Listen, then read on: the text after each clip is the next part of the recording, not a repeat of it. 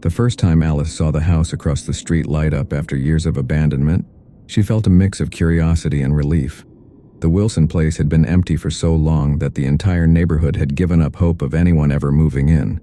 It was a crumbling Victorian relic, its windows perpetually dusty and its garden overrun with weeds. The thought of someone finally fixing it up brought a sense of renewal to the street. The moving truck arrived early one crisp autumn morning. Alice watched from her kitchen window as a solitary man began unloading boxes. He was tall, lean, and slightly hunched, his movements deliberate but unhurried.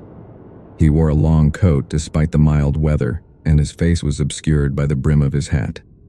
Alice's husband, Mark, joked about going over to introduce themselves, but Alice hesitated. Something about the man's demeanor was off. He worked tirelessly, carrying box after box into the house with no visible sign of fatigue. The neighborhood grapevine buzzed with speculation. Who was he? Why move into such a decrepit house? Why no family or help? By evening, the truck was gone, and the house was eerily quiet. No lights, no sounds, just stillness. Alice tried to shake the unease creeping up her spine. Maybe he was just private, she told herself. Not everyone was interested in neighborhood barbecues or small talk. Still, she couldn't shake the feeling that there was more to him than met the eye. The first night after the man moved in, Alice woke to an odd sound. It was faint, almost imperceptible, like a low hum interspersed with tapping. She nudged Mark, but he was fast asleep. Frustrated, she crept to the window and peered across the street. The Wilson house was dark, but the sound persisted. It seemed to emanate from the back of the property. Alice convinced herself it was probably just the old pipes or the wind brushing against loose shutters. But as the days turned into weeks, the noises became harder to ignore. They grew louder, more distinct. Heavy thuds, dragging sounds, and muffled voices that stopped abruptly whenever Alice tried to pinpoint their source. One night, curiosity got the better of her. Armed with a flashlight and Mark's old baseball bat, she ventured out into her front yard. The air was thick with an unnatural chill as she crept closer to the Wilson house. Her heart pounded in her chest as she reached the edge of the overgrown garden. The noises stopped. Alice stood frozen, scanning the shadowy yard. Then, from the corner of her eye, she saw movement, a fleeting figure darting across the second-floor window. She gasped, stumbling backward and nearly dropping the flashlight. By the time she regained her balance, the window was empty. Shaken, Alice hurried back inside and locked the door. She decided not to tell Mark. He would only dismiss her concerns as an overactive imagination. But deep down, she knew what she had seen was real. Alice wasn't the only one who noticed the peculiarities surrounding the Wilson house. Mrs. Hill, the elderly woman next door, pulled her aside one morning while she was gardening. "You've seen him, haven't you?" Mrs. Hill whispered, her eyes darting nervously toward the house. Alice hesitated. "You mean the new neighbor? What about him?" Mrs. Hill leaned closer, her voice dropping to a conspiratorial whisper. "He's not normal. I've seen him digging in the yard at odd hours, carrying heavy bags to the basement. And those noises." She trailed off, shaking her head. "I'd stay away if I were you." Alice tried to laugh it off, but Mrs. Hill's words stayed with her. That evening, she decided to confront the man directly. It was a bold move, but Alice was tired of living in fear. She baked a batch of cookies and walked across the street, her hands trembling as she knocked on the door. The man answered almost immediately, as if he had been waiting for her. Up close, he was even more unsettling. His eyes were pale, almost colorless, and his smile didn't quite reach them. "Hello," he said, his voice smooth but devoid of warmth. Alice introduced herself and handed him the cookies, babbling nervously about welcoming him to the neighborhood. He thanked her politely but made no move to invite her inside. As she turned to leave, she couldn't resist asking, "Is everything all right over here? We've heard some noises." The man's expression darkened for a split second before the smile returned. "Old houses make strange sounds," he said. "I wouldn't worry about it." Alice nodded. though his words did little to reassure her. As she walked back home, she felt his eyes boring into her back. She resisted the urge to turn around. One night, the noises became unbearable. They were louder than ever, a cacophony of thuds, scraping, and what sounded like faint cries. Alice couldn't take it anymore. She called Mark, who was working late, but he brushed her off, saying it was probably just raccoons or some other wildlife. Determined to get to the bottom of it, Alice grabbed her flashlight and headed outside. The Wilson house loomed like a dark sentinel against the moonlit sky. She crept around to the back, where she had often seen the man disappear late at night. To her surprise, the basement door was slightly ajar. She hesitated, every instinct screaming at her to turn back. But the curiosity was overpowering. She pushed the door open and descended the creaky wooden stairs, her flashlight cutting through the darkness. The basement was cold and damp, filled with the acrid smell of decay. Alice's flashlight revealed an assortment of tools, bags of concrete, and, her stomach churned, what appeared to be bloodstains on the floor. She was about to turn and run when she heard a noise behind her. She spun around to find the man standing at the top of the stairs, his pale eyes glinting in the flashlight beam. "You shouldn't be here," he said, his voice eerily calm. Alice froze, her heart hammering in her chest. I heard noises," she stammered. "I thought—" The man's smile widened, and for the first time Alice saw it for what it truly was. Predatory. "You should leave," he said. "Now." Alice stumbled back up the basement stairs, her hands shaking as she fumbled for the door. The man's smile lingered in her mind, cold and knowing. She wanted to confront him, scream at him to explain, but fear outweighed her curiosity. Instead, she managed a weak nod, muttering something unintelligible as she turned to leave. Back home, she locked every door and window, trembling as she called Mark. He laughed off her concerns, as he always did, promising he'd take a look when he got home. But the unease in Alice's voice must have registered, because he agreed to call the local police just to check things out. The patrol car arrived an hour later, and Alice watched from her window as two officers knocked on the man's door. He opened it after a long pause, his face neutral. She couldn't hear their conversation, but the officers didn't stay long. When they left, they shot her a glance that made her stomach drop. One of mild irritation, as if to say, "Don't waste our time." Later that night, Alice sat in her dimly lit living room, unable to shake the tension that coiled in her chest. The noises resumed, louder this time, as if daring her to investigate again. Against her better judgment, she decided to take another look. Armed with her phone and a knife from the kitchen, Alice returned to the Wilson house. This time, she didn't bother knocking. She slipped through the side gate and into the backyard. The basement door was locked now, but a flickering light through a grimy window revealed movement below. Summoning every ounce of courage, she crouched and peered through the glass. The sight made her heart nearly stop. The man stood over a makeshift operating table, his hands slick with blood. On the table lay a figure, motionless, bound, and gagged. Around him were tools Alice couldn't bear to identify, and the walls were lined with shelves of jars filled with pieces. Alice's breath caught in her throat, and the man's head snapped toward her as if sensing her presence. Panicking, she scrambled backward, her phone slipping from her grasp. The sound of glass shattering followed, and she knew he was coming for her. She bolted toward her house, adrenaline propelling her forward as the sound of heavy footsteps closed in behind her. The night air seemed to thicken, slowing her movements, but she didn't dare look back. She reached her door, flung it open, and slammed it shut just as his shadow loomed over the porch. Alice screamed for Mark, but he was still at work. She grabbed her phone to call the police, but her shaking hands struggled to dial. Then, the pounding on the door began. The minutes stretched into eternity as Alice waited, clutching her knife and praying for the police to arrive. When the patrol car finally pulled up, the pounding stopped. The officers searched the property but found no sign of the man. The next morning, the Wilson house was empty again.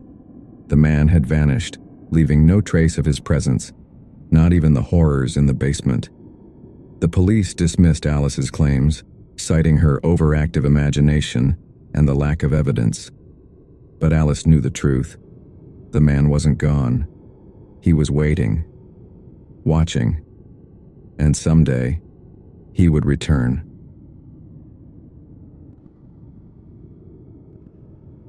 Maggie had always been a city girl. The noise, the bustle, the anonymity, it all suited her perfectly. So when she scored an affordable one-bedroom apartment in a refurbished building downtown, she jumped at the chance. The landlord, Mr. Harris, was eager to close the deal, mentioning only in passing that the previous tenant had left suddenly.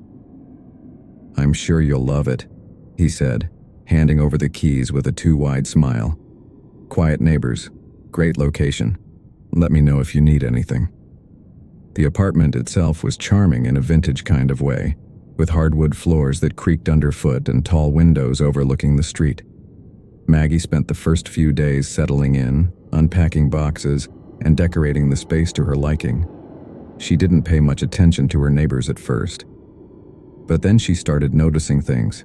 The woman in the unit next to hers, an older lady named Mrs. Delgado, seemed overly nervous whenever Maggie tried to chat with her. "You keep to yourself, dear," Mrs. Delgado advised one morning as they passed in the hallway, "and don't pay any mind to 3B. Apartment 3B was directly across from Maggie's. Its door was plain, unremarkable, and always closed.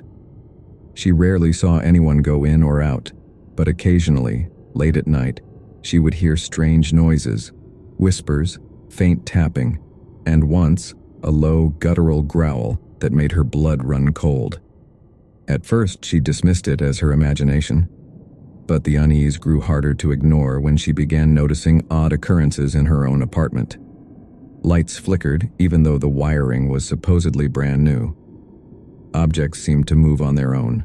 A book she left on the coffee table would be on the floor when she returned home, and her keys were never where she left them. The tipping point came one night when Maggie woke to the sound of footsteps in her living room. Heart pounding, Maggie stayed frozen in bed, straining her ears. The footsteps were deliberate, slow, as if whoever or whatever was in her apartment wanted her to hear them. She reached for her phone, but it wasn't on her nightstand. Panic set in as she remembered leaving it on the kitchen counter. Summoning her courage, she grabbed the closest thing to a weapon, a heavy lamp, and tiptoed toward the door. Peeking out, she saw nothing but darkness in the living room. The footsteps had stopped, replaced by an eerie silence. "Hello?" she called out, her voice trembling. No response. She flipped on the light, illuminating the small space. Nothing seemed out of place, but the unsettling feeling of being watched lingered.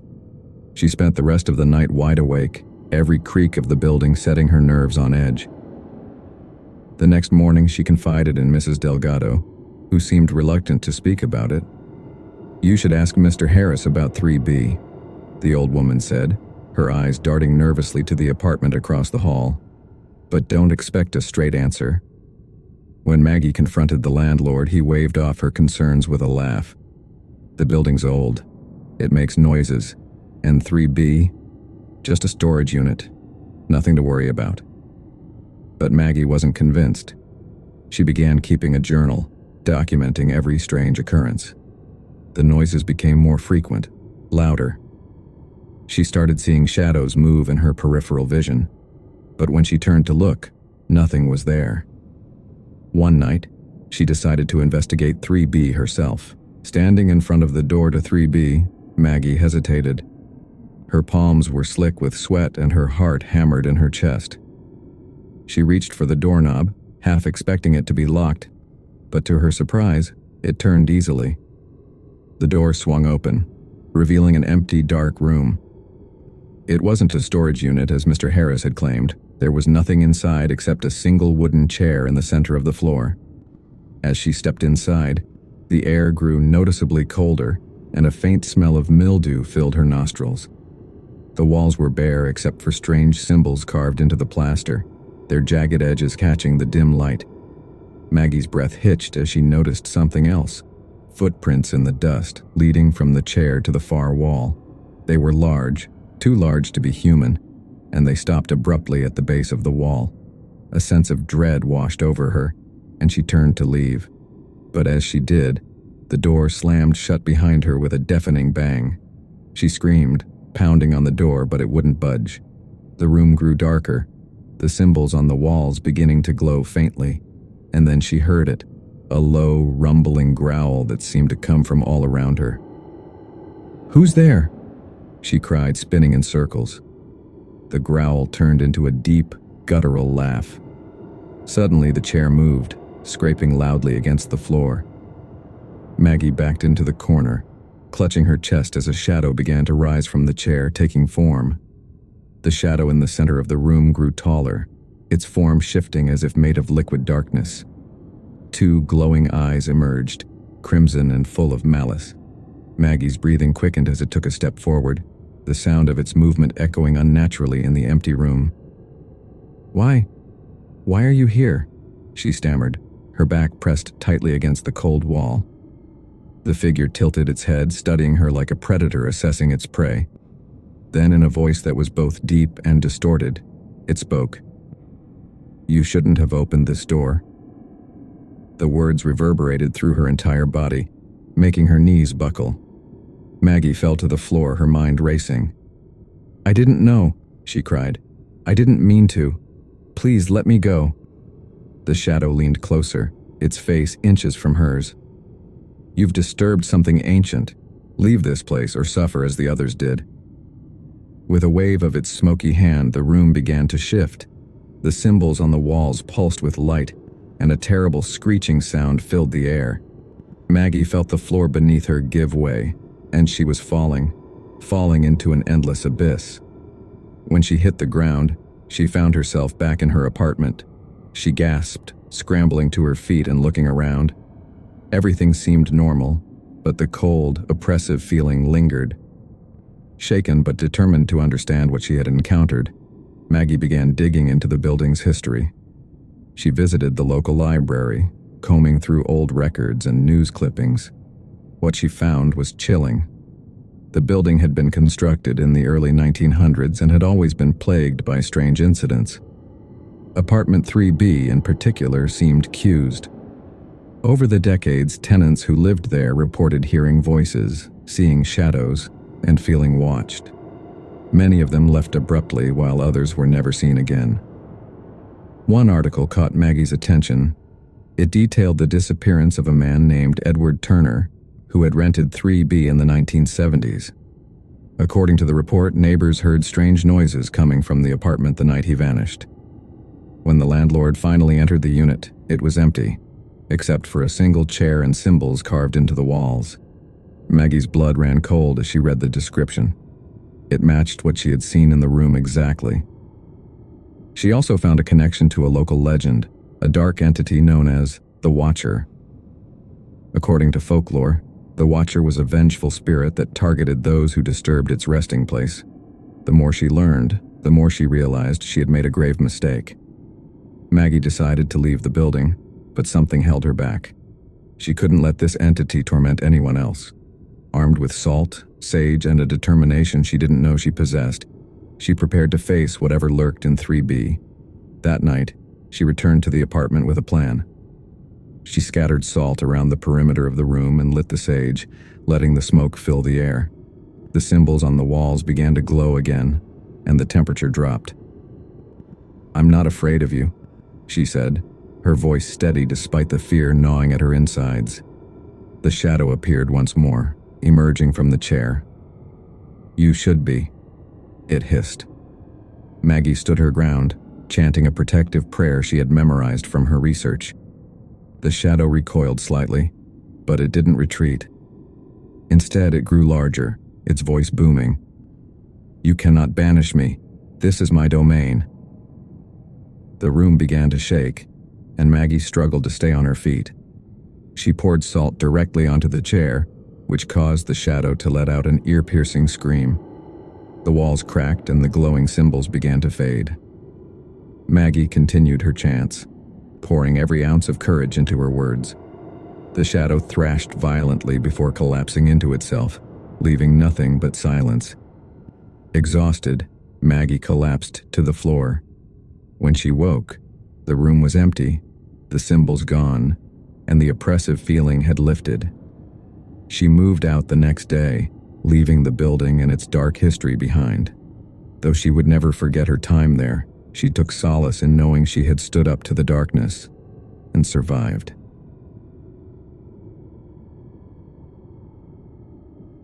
Lauren had always enjoyed the quiet solitude of her suburban home.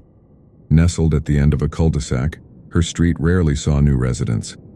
So, when the old Peterson house across the road was suddenly sold after years of abandonment, she was naturally curious. The moving truck arrived late in the evening, its headlights cutting through the encroaching darkness. Lauren watched from her living room window as a tall, gaunt man stepped out of the truck. His movements were slow and deliberate, almost as if he were unfamiliar with his own body. He didn't seem to have much furniture, just a few boxes and a single chair, which he carried into the house himself. The man never turned on any lights. Lauren's curiosity turned into unease. Something about the man felt off, but she brushed it aside, convincing herself that she was overthinking things. That night, as she was preparing for bed, she glanced out of her window again. The Peterson house remained dark, but in the faint glow of the streetlight, she could see the man standing in his front yard, staring directly at her house. She closed her curtains quickly, her heart pounding. Lauren awoke to a soft tapping sound. At first she thought it was the wind brushing against her window, but the noise was too rhythmic, too deliberate. Tap, tap, tap. She sat up in bed, her eyes darting toward the window. For a moment she thought she saw a shadow move outside, but when she pulled back the curtain, nothing was there. Her phone buzzed on the nightstand, startling her.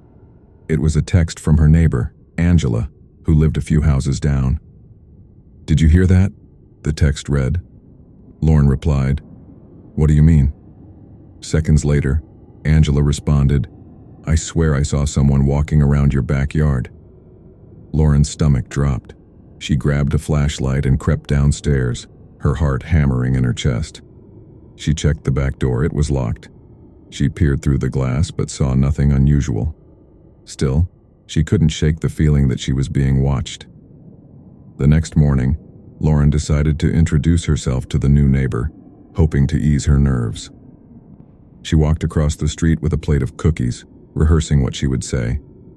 The man answered the door after a single knock, his pale face framed by unkempt hair. His eyes were a piercing gray, cold and uninviting. "Hi," Lauren began, forcing a smile. "I'm Lauren, from across the street. Just wanted to welcome you to the neighborhood."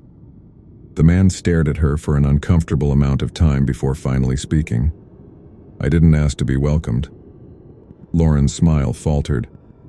"Oh, well, if you need anything, let me know." She placed the plate of cookies on his doorstep and quickly retreated. As she crossed the street, she glanced back and saw him standing in the doorway, holding the plate but not eating. His gaze followed her until she was safely inside her house. That night, the tapping returned, but this time it wasn't coming from her window, it was coming from her front door. Lauren hesitated before approaching the door. The tapping continued, persistent and unnerving.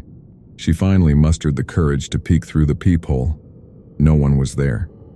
She opened the door cautiously, but the porch was empty. However, when she looked down, she saw wet footprints leading up to her door and then back down the driveway, disappearing into the street. Her breath caught in her throat. It hadn't rained, and the footprints were far too large to belong to any normal person. The rest of the night was sleepless. Lauren stayed in her living room, clutching a kitchen knife and jumping at every creak and groan the house made. By morning, she was exhausted, but determined to get to the bottom of whatever was happening. Lauren decided to investigate the Peterson house further. She noticed the man rarely left his home during the day, so she waited until she saw him drive off late that evening.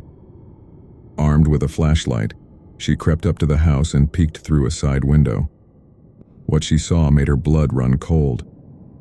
The living room was empty, save for the chair she'd seen him move in. But the walls were covered in strange symbols, written in what looked like ash. In the center of the room stood a large mirror, its surface cracked and smeared with something dark and sticky. Lauren's flashlight flickered, and for a moment, she thought she saw movement in the mirror, a shadow faint but unmistakable. She stumbled back, her heart racing. Suddenly, the front door creaked open, and a low, guttural voice called out from inside. "Lauren, I see you." Lauren didn't wait to see what or who was inside. She turned and ran as fast as she could back to her house, locking every door and window behind her. Her hands trembled as she dialed 911. "911, what's your emergency?" the operator asked. "There's someone in my neighbor's house," Lauren stammered. "I think they've been watching me. There's something wrong. Please send someone." The operator assured her that an officer would be dispatched. Lauren hung up, pacing her living room as she tried to calm her racing heart. Minutes felt like hours. Finally, she saw the glow of red and blue lights through her window. A police cruiser pulled up in front of the Peterson house. 2 officers stepped out, flashlights in hand. Lauren watched as they approached the house. She held her breath as they knocked on the door. When no one answered, one officer tried the doorknob. It was unlocked. The officers disappeared inside, and for a moment everything was silent. Then Lauren heard a blood-curdling scream. Seconds later, one of the officers burst out of the house, shouting into his radio for backup. The other officer staggered out behind him, his face pale, and his hand clutching his chest. Lauren opened her door and called out, "What happened? Are you okay?" The officer who had screamed turned to her, his eyes wide with fear. "Stay inside. Lock your doors. Don't come out." Before she could respond, more police cars arrived, followed by an unmarked van. Men in tactical gear swarmed the house, their movements swift and coordinated. Lauren stood at her window, paralyzed with fear and confusion. What could possibly require such a response? The next morning, the Peterson house was cordoned off with yellow tape. Lauren didn't sleep. She spent the night peering out of her window, watching the activity unfold. By daylight, the men in tactical gear were gone, and a single black SUV remained parked outside. Lauren's curiosity outweighed her fear, and she stepped outside to speak with one of the officers still on the scene. "What's going on?" she asked. "What did you find in there?" The officer hesitated, glancing at the SUV before speaking. "Ma'am, I can't discuss the details, but I suggest you stay away from that house." "But move on with your life," he interrupted, "and forget about your neighbor." Lauren wanted to argue, but the officer's tone left no room for debate. That night she noticed the SUV was gone, and the Peterson house was dark and silent once more. But something was different. She no longer felt like she was being watched. Weeks later, a "for sale" sign appeared on the Peterson lawn. Lauren never saw the strange man again, but the memory of his cold, gray eyes haunted her dreams. What happened inside that house? She would never know. But every so often, when she passed by the house at night, she could swear she saw a shadow moving behind the curtains.